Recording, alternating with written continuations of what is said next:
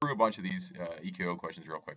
So if we look here, we want to figure out which one of these is a membership fee of 25 bucks and $5 per visit. So if it's $5 per visit, that means it's going up by the same each time, so it's linear. So these are just some strategies for the EQAO multiple choice part, which is the major part for what I'm going to mark on your EQAO test.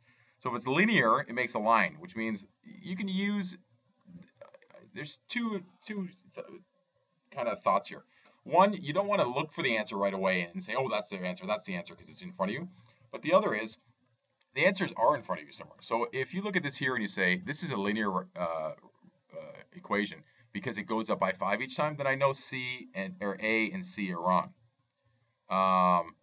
And then what I'm going to have to do is choose one of these two here. And if I start off at 25 bucks, then what I'm going to have to do is look at this, and this one starts at 25, this one starts at 0, so this one's wrong.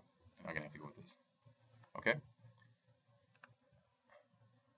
So back to the video here. So that you know that it's got to be this answer here. Okay?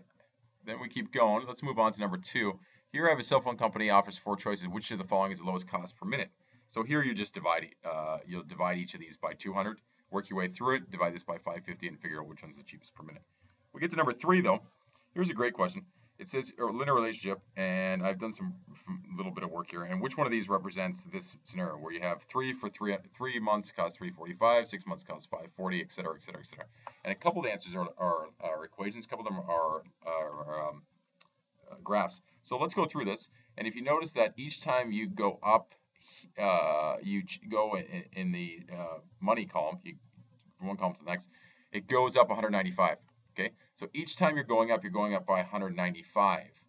So you have to ask yourself, what you want to find the intercept here. The intercept is usually we have y equals mx plus b.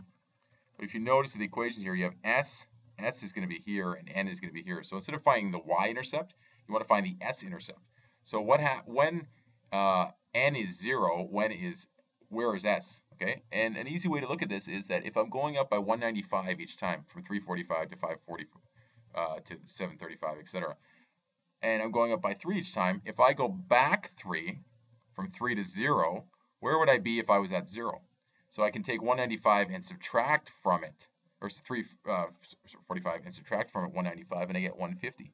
So now I look at my table. If I had another column in my table here that said, a row in my table, sorry, that said 0, 150, then 3, 30, 45, 6, 5, 40, etc. These would be consistent. I'm going up by 195 each time. So my intercept is at 150. So when I look at this one here, my intercept is at 345, so I know this one's wrong. So this one could be right, and we'll look at these other two in a second. Okay, but now I need my rate of change, okay, or my slope. And my slope is not going to be, I look here, my slope, it looks like I'm going up by 195 each time, but I'm not, right? Because I'm going here in the end column, I'm going up by 3. So my rate of change is going to be 195 divided by 3, which is 65. So this one here is not right. That one's not right. I look here and I say, look, my intercept here is 0, so this can't be right. So it better be the last one. I can't even see the last one yet, but let's take a look.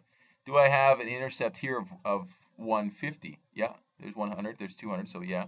And then my slope, is it 65? Well, let me figure this out. If I go over 1 up, I'm going up what? I'm going over 50, I'm going about 65. Yeah, that looks about right. So that one's right. So we get to D. Okay, so using your answers help here. Number 4, a little bit different. It says here that I have $200 and I'm renting a car, and it's $30 a day. So if you read the question, that's what it turns out to. And what are my possible options for N? So how many, N is the number of days I rent. So I look at this and I say, how many days can I rent this car if he spent a maximum of $200? And when I divide 200 by 30, I just want to show something here. I get 6.7. And usually if we're going to round 6.7 to a whole number, we're going to round to 7. But not in this case, okay? Because if I say, hey, 7 works, that's saying that if I rent for 7 days, it's less than $200 or $200 or less. But it's not. 7 times 30 is 210. So in this case, you got to be careful. Look at the question and say, look, I can get 6 up to 6 days, but I cannot get 7. So I can have 0 days, 1 day, 2 day, all this, but not 7. So this guy here would be correct. Here, I want to know 8 times what? 8 times x cubed, 8x cubed, sorry, times something is 24x to the 12. So I want to know what my answers are. Well, 8 times blank is 24. Well, 8 times 3 is 24, so these are wrong. So those are gone. And then you can look at this if you want. Plug it in. Try this one. 3x to the 9. So 8 times 3 is 24. And then when I multiply, I add my exponents. So 3 plus 9 is 12, and there I'm good. If I put 4 in there, that would be assuming that I'd multiply the power 3 and 4 to get 12. But you don't do that, you add. So your answer is there. Okay, so some questions take a lot of work. This one here, you're going to take a lot of work. I'm not going to do it, but you're going to take a lot of work. This is 12 across. You know that this is 6 across. It says here that they have the same height. So if this is 40, this height's 20, this height's 20, and then work your way through using your equations to work that out. Number 7, what's the value of x in the diagram below? You know if this is 38, then the other two angles are 142 together. But you also know that this line and this line are equal. If those lines are equal, then you know the angles are equal. So once you get 142, you divide them by 2 and you get 71.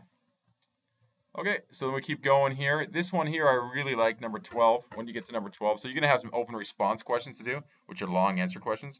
You can stop and do the long answer if you want, or you can go straight, keep going with the multiple choice if you're on a roll, and save the long answer. Up to you. Try to time yourself. We'll do some open response long answer questions later. So I look at this here and I want to rearrange it. So I get 5x minus 2y plus 10 is equal to 0. And I've said this a couple times. If you move everything, if you try to keep the 2y on this side and move everything else over here, the 10 and the 5x over here, you're going to end up with negative 2y. You're going to divide, you're going to end up dividing a negative, and it messes things up. So what I suggest is you look at this and you say the 2y is negative on this side. You move the 2y. So then you end up with something like this. 5x plus 10 is equal to 2y. Then you're going to divide everything by 2, so you're going to get 5 halves x plus 10 over 2, which is 5, is equal to y. And then you could rearrange it if you want to. You don't need to, but if you want to rearrange it, you can. And you look at your answers over here, and that is good. If you did the other way, there's nothing wrong with that. Okay, 13, lots of little trig stuff to do and work stuff out. This is 5, this is 3. Pythagorean theorem will get you this to be 4, and then figure out what this is also if you want. There are 2 possible detours, one through A and one through B. How much shorter? So you'd have to figure out both routes and then subtract them. Which one is nonlinear? Sorry, I'm skipping through this. You guys are good at these types of questions. Okay, so I'm skipping through this to some of the line questions. So which one is linear? Well, which is nonlinear? Linear has same first differences. So here I'm going down 3, down 3, down 3. Here I'm going up 3 quarters, 3 quarters, 3 quarters. Here I'm going up a third, and a third. And here I'm not. So if I go 16, subtract 25. And how you get your difference is you take this and subtract the one in front of it. But I think you can eyeball these and see, yeah, I'm adding a quarter. I'm adding 3 quarters, sorry. I'm adding 3 quarters. I'm adding 3 quarters. I'm adding a third. I'm adding a third. I'm adding another third. Here I'm subtracting 9. Then I'm not. Okay, so I know this isn't right. This is actually quadratic. This looks something like this. But it's not linear. Okay, so when you subtract, this is minus 9. This is minus 7. This is minus 5, etc. So the first differences aren't the same, so it's not linear. So there's your answer. Here I got this one. Read this question. Okay, don't look for, if you rush and say, hey, I want to graph 3x plus 2. I see there's a 2. Where's 2? Actually, they're nice to you. Sometimes what they'll do is they'll give you the answer. The wrong answer the obvious wrong answer will be one of the answers below, and people will rush to circle it. But here I have a slope greater than 3 and an intercept less than 2. So I got to figure out the intercept. Let's start with the intercept. I think that's easier. This intercept's 4, so that's wrong. This intercept's 4, so that's wrong. This guy could be right, or this guy could be right. Now I need a slope greater than 3. Well, just by eyeballing this guy has a bigger slope than this one. So I know if this has a slope of greater than 3, so does this, then there'd be 2 correct answers, so that can't be right. Let me just check. This has a slope of over 1 up 1, over 1 up 1, over 1 up 1. This has a slope of 1. This one has a slope of over 1 up 4. So this has a slope of 4. So this one's right. But you can save a little bit of time by using some common sense. This one you're going to use the equation to figure that out. Okay, check that out later. This person here gets 15% of her sales as commission, and she made this in sales. So what you're going to do here, I won't do this for you, but what you're going to do here is you're going to say what. You got to figure out which one of these numbers is right here. So what you're going to do is you're going to say 850 is equal to, sorry, she made this amount, 167.50. That's equal to 850 times 0.15 plus the weekly her weekly salary. So something called S. You want to call it S or whatever. Then you'll figure this out and solve for this, and this will be one of these numbers here. Okay, and then you'll figure out then which one it is, B, C, or D. But I want to move on to this. Here, what is the value of x in this equation? You're going to multiply this out like I did here, and get minus 8x plus 4 is equal to 36. Okay, remember minus 4 times minus 1 is plus 4.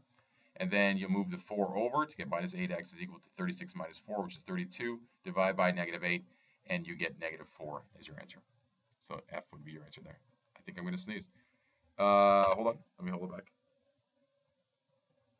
Okay. So I think that's it. That's a multiple choice. Sometimes you use the answers to help you. Sometimes you don't. Don't rush though. Okay. Don't just go for this one here. Oh, I remember this 15. It's got to be 15. Okay. What's the equation? How do I get this? Take your time. Some will be quicker than others. Some the answers will be obvious. And I'll tell you this: I didn't notice any. Well, maybe I did. I didn't notice any answers that were obviously not. I don't want to say trick answers, but they are trick answers. Okay. So for example, if you look at this one here and you say, you know, this is 38, that's 38, so they add up to 76. And then 180 subtract 76 is what? 104? Well, that's my answer. Well, look, one of the obvious wrong answers is offered. So be careful with that, okay? They're not, I don't know who writes the EQAO. I'm sure they're nice people, but sometimes they give you the tricky answer as one of the tricky wrong answer as one of your options. Sometimes they don't, but occasionally they will. So make sure you read the questions, like I said, and take your time. Okay, that's multiple choice 2014 test. Pretty easy.